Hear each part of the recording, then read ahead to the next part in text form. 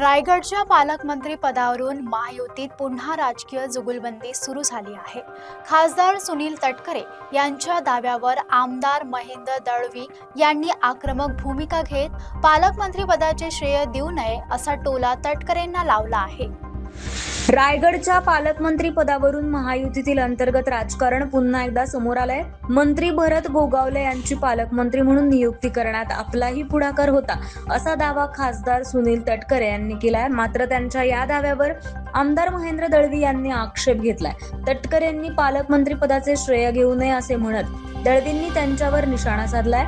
एवढंच नाही तर भरत गोगावले यांना पालकमंत्री होण्यासाठी 1.5 ते पावणे 2 वर्षाचा कालावधी का लागला याचं उत्तर तटकरेंनी द्यावं असा सवालही महेंद्र दळवींनी केलाय.